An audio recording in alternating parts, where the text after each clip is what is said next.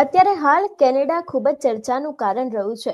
છેલ્લા ઘણા સમયથી આપણે જોઈ રહ્યા છે કે લોકોના મનમાં એક સવાલ છે, કેનેડા જવાય કે ન જવાય. અને બધાની વચ્ચે કેનેડામાં ચૂંટણી પણ આવી ગઈ છે. એટલે ખાસ કરીને આજે આ જ વિષય ઉપર વિસ્તારપૂર્વક વાત કરવી છે. અને આ જ વિષય ઉપર વિસ્તારપૂર્વક વાત કરવા માટે મારી સાથે જોડાઈ ગયા છે વિનિપેગ, કેનેડામાં 5 દાયકાથી રહેતા, કેનેડા ઇન્ડિયા ટ્રેન્ડ રિલેશનમાં મહત્વપૂર્ણ ભૂમિકા ભજવી રહ્યા છે એવા આપણા મોટા ભાઈ એટલે કે હેમંત શાહ. હેમંતભાઈ, સૌથી પહેલા તો નિર્ભય ન્યૂઝમાં તમારું સ્વાગત છે. થેન્ક યુ, આભાર. અને જેમ આગળ કહું છું, always a pleasure two B on a Nirbhay news. Sir, અત્યારે હાલ દરેક લોકોના મનમાં, ને ખાસ કરીને ગુજરાતી પેરેન્ટ્સ છે, લોકોના મનમાં પણ એક સવાલ છે કે અત્યારે કેનેડાની પરિસ્થિતિ થોડીક નબળી ચાલી રહી છે. ક્યાંક કેનેડા પાછળ ચાલતું એવું લાગી રહ્યું છે. તો કેટલા લોકોને કેનેડા જવું જોઈએ, ન જવું જોઈએ, ઘણા બધા કન્ફ્યુઝન છે. આજે આ જ વિષય ઉપર અમારે વિસ્તારપૂર્વક સમજવું છે સર. જો કેનેડામાં એવું છે કે હમણાં કેનેડામાં સ્નેપ ઇલેક્શન બોલાવવામાં આવ્યું છે. અને તમે ઇલેક્શનની પહેલા જુઓ તો જ્યારે પ્રાઇમ મિનિસ્ટર જસ્ટિન ટ્રુડો હતા અને mister Donald Trump, the president of US, elect થયા, અને એમણે એક જ તરત જ અમને આપણે કહીએ કે એક વોર્નિંગ આપી કે યુએસ કેનેડા ટ્રેડ ટેરિફ, હવે યુએસ કેનેડા અને મેક્સિકોના નોર્થ ફ્રી ટ્રેડ એગ્રીમેન્ટ હતા, કોલન નાફ્ટા. હવે નાફ્ટા ઘણા વર્ષોથી હતું, 80s થી નાફ્ટા એસ્ટાબ્લિશ કરવામાં આવ્યું હતું. અને જ્યારે ટ્રમ્પ આગળ આવ્યા ત્યારે નાફ્ટાને રીનેગોશિએટ કર્યું. હવે એ નાફ્ટામાં એમ હતું કે કેનેડા, યુએસ અને મેક્સિકોનો ફ્રી ટ્રેડ એગ્રીમેન્ટ, એ જે ટ્રેડ કોરિડોર છે એ, એટલે એમાં જે કેનેડાની ઘણી કંપનીઓ છે, કે અમેરિકાની ઘણી કંપનીઓ છે, કે મેક્સિકોની ઘણી કંપનીઓ છે, એ ટ્રેડનો, ફ્રી ટ્રેડનો ઓલવેઝ ઉપયોગ કર્યો અને ઇમ્પોર્ટ એક્સપોર્ટ એટલે ગ્લોબલ ટ્રેડ ઘણો વધી ગયો હતો. હવે હમણાંની સિચ્યુએશનમાં હસનીબેન એવું છે કે કેનેડાની 79 to 80% industries are depended on America.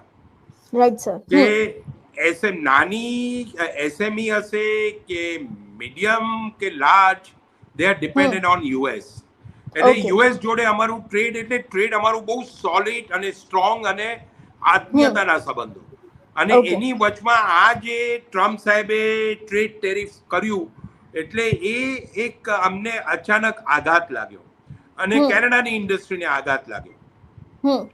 એટલે એની પાછળ તમે જુઓ કે શું કેનેડા ને યુએસ ના ટ્રેડ વોરમાં કેટલી ઇફેક્ટ થશે. ઇફેક્ટ જરૂર થશે અને સારી એવી થશે, કારણ કે ઓન્ટારિયો પ્રોવિન્સ છે, ક્વિબેક પ્રોવિન્સ છે, એ પ્રોવિન્સીસ ના મેન્યુફેક્ચર્સ કે એસએમઈઝ આર ડિપેન્ડન્ટ ઓન યુએસ. હવે જો આ 25% ટ્રેડ ટેરિફ નાખશે તો શું હાલત થશે? એટલે બધા જેટલા વર્લ્ડના ઇકોનોમિસ્ટ છે કે અમારા કેનેડાના ઇકોનોમિસ્ટ છે, એ લોકો એમ વિચાર કરી રહ્યા છે કે આ પ્રોબ્લેમ સોલ્વ કરવા માટે કોણ કરી શકે, એટલે કયો લીડર કરી શકે. એટલે બધાની આંખ હમણાં માર્ક કાર્ની પર છે, લિબરલનો લીડર. ધ રીઝન ઇઝ કારણ કે બેંક ઓફ લંડનનો ચેર પ્રેસિડેન્ટ રહી ચૂક્યો છે, બેંક ઓફ કેનેડાનો રહી ચૂક્યો છે, ઇઝ અ ઇકોનોમિસ્ટ. પણ એને આપણે રાજકારણને બાજુમાં રાખીએ, પણ જે તમારો પેલા ઓપનિંગ રિમાર્ક હતા કે આપણા ગુજરાતી વિદ્યાર્થીઓ જાય છે કે એમના વાલીઓને, એમને ખાસ વિચારવાનું છે કે કેનેડા યુએસ પર નિર્ભર છે ટ્રેડની અંદર. હવે જો આ ટેરિફના હિસાબે કેનેડાની અમુક ઇન્ડસ્ટ્રીઓ બંધ થાય તો પછી જોબ ક્યાંથી ક્રિએટ થશે? જોબ ક્યાંથી ક્રિએટ થશે? મને કહો કે તમારા સ્ટુડન્ટો ભણવા જવાના છે અને ભણીને એ જ કેનેડામાં જોબ માટે ટ્રાય કરવાના છે. જો ત્યાં એ ઇન્ડસ્ટ્રી જો લે ઓફ કરશે તો તમારા પાસે જોબ ક્યાંથી ક્રિએટ થશે? એટલે આ છે ને, આ બહુ શાંતિથી અને શાંતિપૂર્વક આ લોકોએ વિચાર કરવાનું છે. કારણ કે કેનેડાના હમણાં રાજકારણમાં જો ઇલેક્શન 28મી એપ્રિલે થશે, 28મી એપ્રિલ પછી બી કેનેડાની સરકાર પાસે શું મુદ્દાઓ હશે કે જેના પર એ પ્રાયોરિટીમાં કહેશે? સૌથી પહેલા US Canada tariff, second is a health care, third is a job crisis, job create કરવા, હાઉસિંગ ક્રાઇસિસ, પછી બાકી બધાના મુદ્દાઓ આવશે. પણ આની Right, sir. અંદરના જો 4 મુદ્દા પરથી 3 મુદ્દા પર તમે શાંતિથી વિચાર કરો તો તમને ખબર પડશે કે તમારા છોકરા કે છોકરીનું ભવિષ્ય હમણાં કેનેડામાં શું છે. આગળ Right. આપણી ચેનલ મારફતે હું કહી ગયો છું, કેનેડા આવો, જરૂર આવો. કેનેડા એક મલ્ટીકલ્ચરિઝમ ડાયવર્સિટી કન્ટ્રી છે, પણ હમણાં ટાઈમ નથી. This is not the time in Canada. Canada is going through a bad patch. કારણ કે જ્યાં સુધી યુએસ કેનેડાનું ક્લિયર નહીં થાય ત્યાં સુધી બીજા બધા પ્રોબ્લેમ સોલ્વ નહીં થાય. We have a major health care crisis. આજે તમે જુઓ તો ઓન્ટારિયોમાં જુઓ, બીજા પ્રોવિન્સમાં જુઓ, પેશન્ટ્સ આર વેઇટિંગ. કારણ કે જોબ ઇઝ અ પ્રોબ્લેમ. એટલા માટે વિદ્યાર્થીઓ અને વાલીઓને ખાસ વિનંતી કે તમને જે બી કોઈ ખોટા સપના બતાડતું હોય ના જુઓ, તમે વાસ્તવિકતાને જુઓ, વાસ્તવિકતાનું તમે રિસર્ચ કરો, તમે જુઓ શું સિચ્યુએશન છે જીઓ પોલિટિક્સ કેનેડામાં. કેનેડાની જીઓ પોલિટિક્સ જુઓ, કેનેડાની ઇકોનોમી જુઓ. ત્યાંના બધા મોટા મોટા ઇકોનોમિક પંડિત કહી રહ્યા છે Canada is going to go in a recession.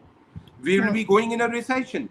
આજે જે કેનેડિયન મારી જેમ છે, 4 દાયકાથી 5 દાયકાથી 6 દાયકાથી જે કેનેડિયન્સ છે એ લોકો બી આજે અમે કન્ઝર્વેટિવ થઈને ઇન્વેસ્ટમેન્ટ કે કંઈ બી પગલું ભરી રહ્યા છે.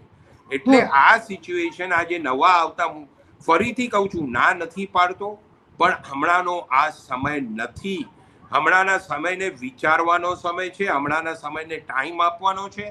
અને જે છેલ્લા બે ત્રણ વર્ષમાં કેનેડા સુધરશે, સિચ્યુએશન સુધરશે ત્યારે તમે મોકલાવો. પણ તમે ઉતાવળ ના કરો. કે મને ઘણા ફોન આવ્યા, અમને સ્ટુડન્ટ વિઝા મળી ગયો, અમે ચાલ્યા જઈએ. મને 3 દિવસ આગળ એક ફોન હતો, એક ભાઈ ત્યાં ચાલ્યા ગયા છે ને હવે એમને તકલીફ થાય છે. મેં એમને ત્યારે એ જ કીધું તું, બધી વાત સાચી છે, કારણ કે ત્યાં સરકારના જે બ્યુરોક્રેટ છે એમને પોતાને મૂંઝવણ છે. કારણ કે કાયદાઓ બદલાતા જ જાય છે દર મહિને, દર અઠવાડિયે. એટલા માટે એ તો હું કહીશ, કેનેડા, ફરીથી કહું છું, કેનેડા આવો, પણ ટાઈમ આપો. સર, હજી એક લાસ્ટ ક્વેશ્ચન તમને પૂછવો છે કે ખાસ કરીને કેનેડામાં જોબ ક્રાઇસિસ કેમ આટલો વધી રહ્યો છે? કારણ કે ઘણા બધા ગુજરાતીઓ, ભારતીય દરેક લોકો ત્યાં કોઈક ને કોઈક નાની મોટી જોબ કરતા હોય છે, ને હવે એમાં પણ ક્યાંક ક્રાઇસિસ જોવા મળ્યું છે. એટલે આની પાછળનું કોઈ એક અગત્યનું કારણ કયું હોઈ શકે છે તમારા જો માટે? તમે એક વસ્તુ તમે હસનીબેન શાંતિથી વિચારો કે આ જે છોકરાઓ ગયા છે ને એ છોકરાઓ કંઈ they have not done a very skilled labors. આ તમે જુઓ તો they are working in a grocery stores, they are working in a fast food restaurants, કે they are working in a security thing. એટલે they are doing a low wages job છે. High profile કે જે Canadian ગવર્મેન્ટે 55 skill જે નાખી છે કે અમને આની અંદર બહુ જરૂર છે, એવા સ્કિલ વાળા છોકરાઓ બહુ ઓછા છે. એટલે લો વેજીસના જોબ છે. હવે લો વેજીસના જોબમાં તમે આગળ બી, આપણે બી નિર્ભય ન્યૂઝ પર હતું કે એક જોબ માટે હજાર માણસોની લાઈન લાગી હતી, જે ટોરાન્ટોની રેસ્ટોરન્ટમાં, રાઈટ, ઇન્ડિયન રેસ્ટોરન્ટમાં. આજે કારણ કે જ્યારે સ્ટુડન્ટો વધી ગયા છે, ઇન્ટરનેશનલ સ્ટુડન્ટ વધી ગયા છે, આજથી 10 વર્ષ આગળ 1000 સ્ટુડન્ટ હતા. આજે જે ટ્રુડો સાહેબે ભૂલ કરી અને 10,000 ને બોલાવ્યા, અને એવરીબડી વોન્ટ્સ અ જોબ. હવે જ્યારે 5 જણાની નોકરી ઓપન થાય છે ત્યારે 500 જણા અપ્લાય કરે છે. અને બીજી ખાસ અગત્યની વસ્તુ, બધાને મોટા શહેરમાં જવું છે, બધાને ટોરાન્ટોમાં જ જવું છે કે ટોરાન્ટોની આજુબાજુમાં જવું છે, પણ કન્ટ્રી સાઇડ પર કોઈને જવું નથી. હવે બધા જવાનો વિચાર કરે છે કારણ કે ત્યાં સરકારે બધી નવી પોલિસીઓ ચાલુ કરી છે. એટલે મેઇન કારણ આ છે કે જોબ, ફાસ્ટ ફૂડમાં બી આજે તમે જાઓ તો એ લોકોને કેટલા માણસોની જરૂર છે? 7, 8, 9, 10 માણસોની. કે ટીમ હોર્ટન નહીં, પણ કોઈ પિઝાનું હશે કે આ હશે, તો પછી એ ક્યાંથી વધારે જોબ લે? અને અમુક વસ્તુ જે જોબ માટે જે વસ્તુ થઈ, એમાં જે અમને જાણવામાં આવ્યું છે, અમુક સ્ટુડન્ટો સ્ટુડન્ટ વિઝા પર આવ્યા, એ લોકોએ કોલેજ જ અટેન્ડ નથી કરી, એ લોકો જોબ જ કરી રહ્યા છે. હવે એ વસ્તુ બી સરકારને ખબર પડી રહી છે હવે. એટલે એની અંદર છે ને કે આપણે કહીએ ને કે જે જરૂર હતી એના કરતા વધારે વિદ્યાર્થીઓ આવી ગયા, અને બધાને જે એક આશા આપવામાં આવી હતી કે તમે આવશો ને તમને 20 કલાક ને 25 કલાકનો જોબ મળશે, અને એ લોકોને એમ હતું કે 25 કલાકના જોબમાં અમારું ભરણ પોષણ થઈ જશે, તો અમે ભારતથી અમારા વડીલો પાસે પૈસા ન મંગાવીએ. પણ હવે એ ઉલટું થઈ રહ્યું છે, કારણ કે હાઉસિંગ પ્રાઇસીસ વધી ગયા છે, મોંઘવારી વધી ગઈ છે, અને આ વસ્તુ તો હજી થવાની જ છે કે જોબ ક્રાઇસિસ રહેવાના જ છે. તમને હજી કહું છું કે જો યુએસ કેનેડા ટેરિફ આવી ગયા, જે હોલ્ડ થયા છે, ને એમાંથી જો જોબ લોસ થયા તો જોબ તો લોસ થશે જ.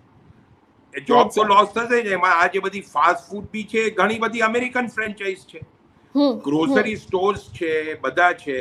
એટલે પ્રોબ્લેમ, એટલે ફરીથી કહું છું, આ જોબનો ક્રાઇસિસ રહેવાનું જ છે. અને આ ક્યારે સુધરશે? જ્યારે યુએસ કેનેડાના સૌથી પહેલા રિલેશન સુધરશે. એ રિલેશન જો ટેરિફ વોર બંધ થશે, ઓટોમેટિકલી આખી સર્કલ 180 ડિગ્રીઝમાં ચેન્જ થશે. એટલે ને હવે તમે જુઓ તો યુએસમાં બી ટ્રમ્પ હેઝ બીકમ સ્ટ્રિક્ટ. યુએસમાં બધા આપણે જોઈ રહ્યા છે, મીડિયાના રિપોર્ટ્સ ને બધા એ રાઈટ ઓન લેફ્ટ બધા સ્ટુડન્ટોને કોઈ બી બાના હેઠળ બહાર કાઢવા માંગે છે. એનું કારણ શું? આ જે વિદ્યાર્થીઓ કેનેડા જવા માંગતા હોય, એ લોકો એ બી રિસર્ચ કરે કે why US is taking out the students. IT ફોર્મ્સને યુએસમાં પ્રોબ્લેમ થઈ રહ્યો છે. એમના વડીલો બી વિચારે કે વાય, શું કામ થઈ રહ્યું છે. એટલે આની અંદર ખરેખર બહુ રિસર્ચ કરવાની જરૂર છે, શાંતિપૂર્વક અને વિચારવાની જરૂર છે, અને પછી આગળ પગલું ભરવાનું જરૂર છે. Thank you so much sir, અમારી સાથે જોડાવા બદલ. થેન્ક યુ, આભાર. એટલે જે પ્રમાણે કેનેડાની જો વાત કરવામાં આવે, કે જે પ્રમાણે હેમંત સરે પણ આપણને સમજાવ્યું એ પ્રમાણે કે અત્યારે હાલ કેનેડામાં જે ક્રાઇસિસ ચાલી રહ્યા છે એના મુખ્ય પાછળ કારણો પણ ઘણા બધા છે. અમેરિકા સાથેના રિલેશન હતા કેનેડાના, એમાં પણ ક્યાંક ટેરિફ વચ્ચે આવી ગયું હતું. એટલે ક્યાંક આ દરેક વાતની વચ્ચે અત્યારે હાલ જે કેનેડાનો જે આ મુદ્દો ચાલી રહ્યો છે તે પણ અત્યારે ક્યાંક ચર્ચાનું કારણ બન્યું છે. તમારું શું માનવું છે આ વિષયને લઈને? અમને કમેન્ટ કરીને ચોક્કસથી જણાવજો. તેની સાથે જ અમારી ચેનલ નિર્ભય ન્યૂઝને લાઇક, શેર અને સબસ્ક્રાઇબ કરવાનું ભૂલશો નહીં. નમસ્કાર.